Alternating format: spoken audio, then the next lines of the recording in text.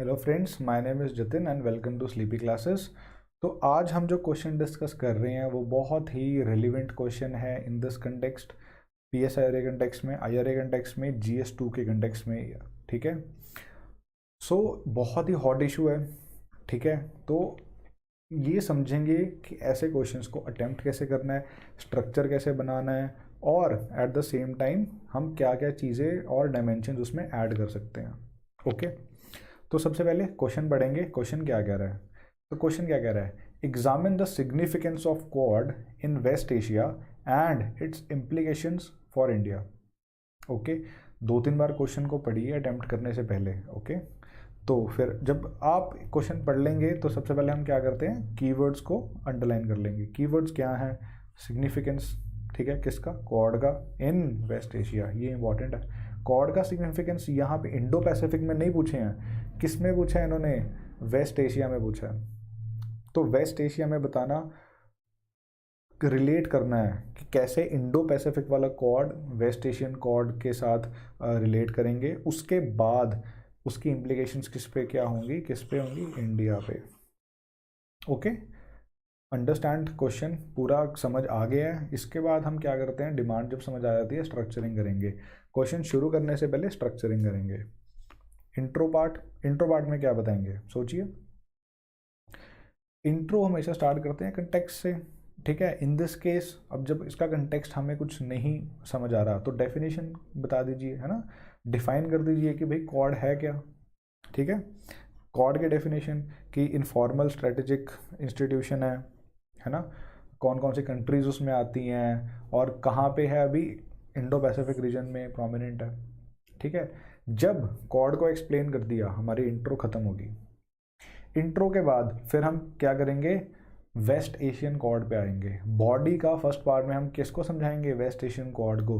और उसको समझाने के लिए हम एक बहुत इंपॉर्टेंट स्कॉलर कोट करेंगे, राजेश्वर राजागोपालन जी को। ये क्या कहते हैं कि भाई Quad has, after the Quad is taken firmer footing in Indo Pacific, second Quad is in the making, जो कि कहाँ होगा? वेस्ट एशिया में। और कौन कौन सी कंट्रीज इन्वॉल्व होंगी? इंडिया, इसराइल, UAE और US।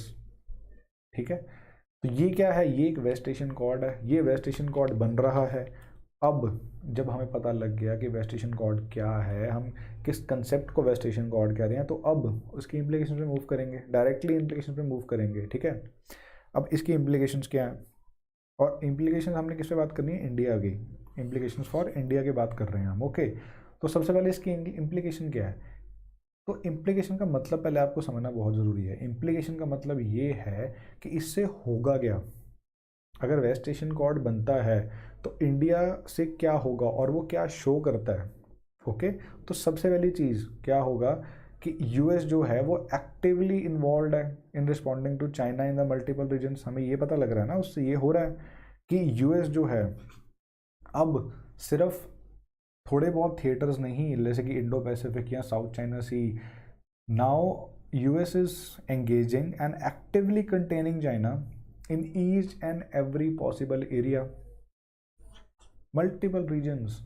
ठीक है, इंडो पैसिफिक में उन्होंने क्वाड कर लिया है, साउथ चाइना सी में वो बाकी कंट्रीज़ की हेल्प कर रहे हैं। ठीक है, यूरोप में वो एक काउंटर तैयार कर रहे हैं। ओके, और BRI के कंपटीशन के लिए उन्होंने B3W तैयार कर लिया है। तो ये सब चीज़ें करने के बाद अब बारी किसकी वजह थी? वेस्ट एशियन क्वाड की। अब बिकॉज ऐसे समझिए कि why West Asia is important. West Asia की इम्पोर्टेंस सबसे पहले उसकी स्ट्रेटेजिक लोकेशन से है। तो जो उसकी जोग्राफी है that is very very important. Okay, तो अब वो जोग्राफी अगर उसको कोई कंट्रोल कर पाएगा तो वो मुस्लिम वर्ल्ड को कंट्रोल कर पाएगा, एंड मुस्लिम वर्ल्ड का साथ उनके पास आ जाएगा। ठीक है, तो that is very important for China. तो अब US क्या कर रहा है? वो वहाँ एक्टिवली इन्वॉल्व हो रहा है। ठीक है, अब क्या वो एक्टिवली इन्वॉल्व होके वो चाइना को कंटेन कर सकता है? नहीं कर सकता, because now US needs more allies like India. ठीक है, थर्ड पॉइंट देखिए वो क्या कह रहे हैं कि India and US both recognize that they need each other to meet these challenges. कि अकेले कोई कुछ नहीं कर सकता। अगर अकेले उनने करना होता यूएस ने, अगर उसको लगता कि ही हैज़ द कैपेबिलिटी, तो वो कर चुके होते। उन्होंने इराक में इन्वेड करने से पहले किसी को कुछ पूछा थोड़ी था कि भाई हम जा रहे हैं, क्या आप चलोगे? ऐसा नहीं था। They had the capability, they went, they did what they want to and they left. अभी भी थोड़े वहाँ हैं बट दे लेफ्ट। तो US is its crippled somehow. अब यूएस का ऐसा नहीं है कि it's again the most super power, किसी किसी चीज़ों में है, but China is also super power right now. Okay, bipolarity is emerging. ठीक है, तो उसी से क्या हो रहा है, we have to take sides. Okay, तो हम साइड्स ले रहे हैं, India, Russia, all are taking sides. तो इससे पता क्या लग रहा है, इससे ये पता लग रहा है कि US alone cannot contain China right now, it need other allies. ठीक है, तो सबसे बड़ा अलाई कौन है? इंडिया का। और यही तो इम्प्लीकेशन इंडिया पे है कि वो यूएस के साथ एक्टिवली इन्वॉल्व होगा। ठीक है, उसके बाद क्या बात करते हैं, ये क्या रिकॉग्नाइज करता है वेस्ट एशिया में इंडिया का पार्ट लेना और वेस्ट एशिया कंसेप्ट को कि हमें भरना। हमें ये बताता है कि India understands that China challenge has to be met not only to India's north but east, but India's west also. ठीक है, अब हम ईस्ट में कैसे मैनेज कर रहे हैं? इंडो पैसिफिक से। नॉर्थ में कैसे मैनेज कर रहे हैं? अपनी आर्मी हमने भेजी है। तो वेस्ट में भी तो मैनेज करना है।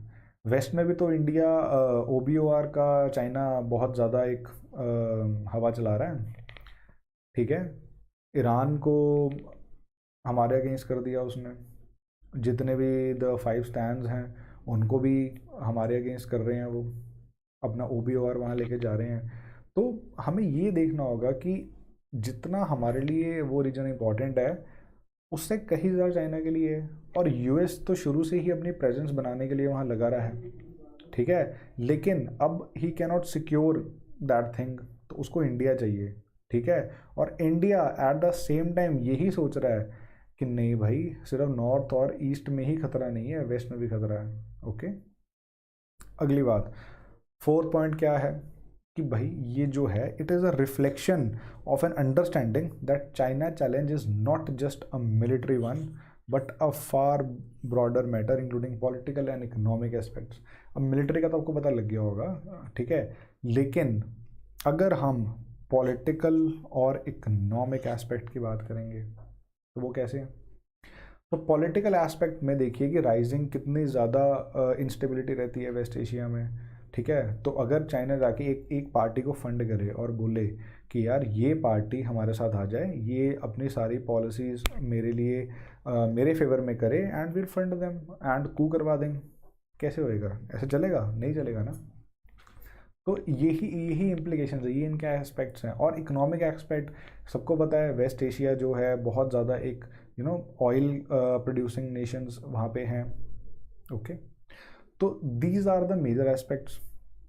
उसके बाद India and US enjoy good bilateral relations with both Israel and UAE. ठीक है, which is a necessary facet for building a Middle Eastern god. ठीक है, तो ये इसका इम्प्लीकेशन क्या है कि अगर 4 कंट्रीज़ की आपस में बनेगी तभी तो वेस्टर्न कॉर्ड बना पाएंगे। ओके, वेस्ट एशियन कॉर्ड बना पाएंगे। तो वो क्या कह रहे हैं कि उनकी आपस में एक ट्यूनिंग सही बैठ रही है। बिकॉज ट्यूनिंग सही कब बैठती है? जब हमारे ऑब्जेक्टिव्स, नेशनल इंटरेस्ट सेम हो। तो इन सब कंट्रीज़ के नेशनल इंटरेस्ट में ही है कि भाई चाइना की पावर को लिमिट किया जाए इन वेस्ट एशिया। वो किससे होगा? वेस्ट एशियन कॉर्ड से होगा। ओके, उसके बाद ये थी हमारी बॉडी, हमने 5 इम्प्लीकेशंस बता दी हैं। उसके बाद हम क्या करेंगे? उसके बाद विल कंक्लूजन पार्ट में हम क्या बताएंगे, सी राजा मोहन जी क्या कह रहे हैं कि जो वेस्ट एशिया है, वेस्ट एशियन कॉर्ड है, वो क्या सजेस्ट करता है? वो ये सजेस्ट करता है कि दिल्ली जो है, it is now coming out of its cocoon, we can say that ना, कि अब वो बाहर आ रहा है, वो एक्स्ट्रा रीजनल रोल ले रहा है। हालांकि west Asia is not in our immediate vicinity but we are still going there, taking our involvement. हम वहाँ जा रहे हैं और बात कर रहे हैं उनसे। ठीक है, इसका मतलब क्या है? इसका मतलब क्या है कि जो हमारे बायलैटरल रिलेशंस हैं, हम उनसे आगे जाके उनको सेपरेट सीलोज से हटा के हम एक इंटीग्रेटेड रीजनल पॉलिसी की तरफ जा रहे हैं, ठीक है, जहाँ पे एक क्वाड है, एक जो क्वाड है वही हमारा जो क्वाड है वो इंडो पैसिफिक के लिए अलग पॉलिसी होगी और उसके लिए वेस्ट एशियन के लिए अलग पॉलिसी होगी। ऐसा नहीं होगा। There should be a single aim. Policy कब बनती है? पॉलिसी तब बनती है जब हमारा एम क्लियर होता है, पॉलिसी उसके लिए बनती है। तो हमारा एम क्या है? कंटेनमेंट ऑफ चाइना, ठीक है। एक्सप्लिसिटली तो नहीं है, इम्प्लिसिटली यही एम है कि हमने चाइना को कंटेन करना है, because at the end of the day it is a threat to Indian sovereignty. तो वो हम कैसे वर्क कर रहे हैं? एक इंटीग्रेटेड रीजनल पॉलिसी से। ओके, तो कंक्लूजन में आपने ये बता दिया वे फॉरवर्ड क्या हो जाएगा, राजा मोहन जी का बता दिया, और क्या क्या कर रहा है इंडिया ये बता देंगे। It is moving beyond trade in middle east, ठीक है, जैसे, और बात कर देंगे कि इजिप्ट के साथ जुड़ रहे हैं, ठीक है। So that is it, that is the question. तो मतलब काफ़ी इजी क्वेश्चन था। अगर आपके पास कंटेंट होगा, अगर आपके पास कंटेंट है, अब तो मतलब जब हमने मॉडल आंसर बनाया था उसके बाद और भी 4-5 आर्टिकल्स आ चुके हैं। ओके, अब उनको रेफ़र करिए, keep them updated, keep these put it in your notes, keep them updated, and उसको याद कर करके और इसमें वैल्यू एडिशन करके आंसर्स लिखिए।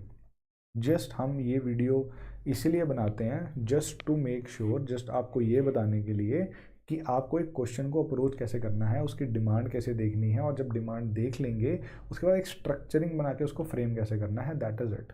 Okay, that's the purpose of this video and I hope that ये पर्पस क्लियर हुआ होगा, ठीक है।